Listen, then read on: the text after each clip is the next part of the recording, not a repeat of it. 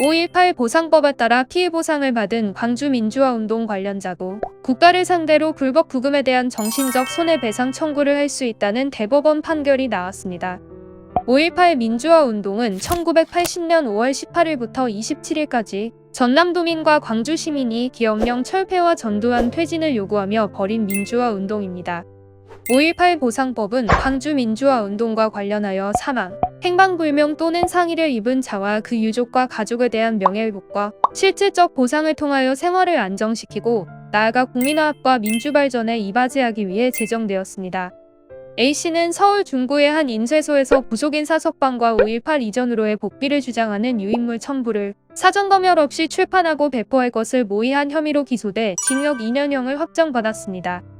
A씨는 형집행정지로 풀려난 뒤 광주민주화운동 관련자 심해위원회로부터 수형일수 형사보상금과 생활지원금을 명목으로 9,980여만 원을 보상받았습니다. 이후 A씨는 과거 형사 판결에 대해 재심을 청구했고 법원은 A씨의 행위가 전 대통령의 헌정질서 파괴 범죄 행위를 저지하거나 반대한 것으로 헌정질서를 수호하기 위한 정당행위라고 공이 상당하다며 무죄를 확정했습니다.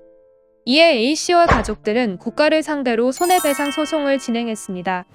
1심은 A씨가 앞서 보상금 지급 결정에 동의한 것은 민주화운동 관련 피해 일체에 대해 국가와 재판상 화해가 성립된 것으로 봐야 한다며 국가에 대한 위자료 청구 부분을 각하했습니다.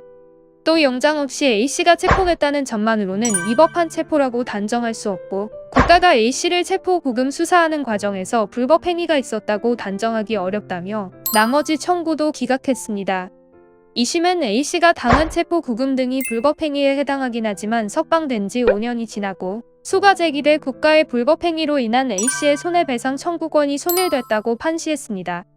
그러나 대법원은 보상금의 지급 결정에 동의했다는 사정만으로 정신적 손해에 대한 재판상 화해가 성립했다고 간주하는 것은 국가배상 청구권에 대한 과도한 제한이며 이는 헌법에서 규정하고 있는 과잉금지 원칙에 위반된다고 판결했습니다.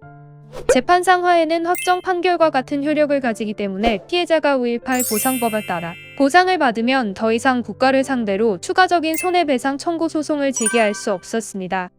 하지만 헌법재판소는 5.18 보상법이 정신적 손해를 보상 범위에 포함하고 있다고 볼 수 없는데도 피해자가 이에 대한 배상을 요구하는 소송을 제기할 수 없도록 하는 것은 과도한 제한이라며 면 결정했습니다.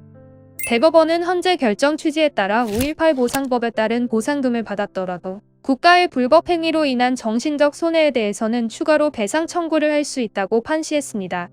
5.18 민주화운동 관련자 및 유가족에 대해 보상금을 지급하는 5.18 보상법은 정신적 손해에 대한 부분이 포함되지 않아 이미 보상금을 지급받았더라도 정신적 손해에 관한 손해배상 청구가 가능합니다.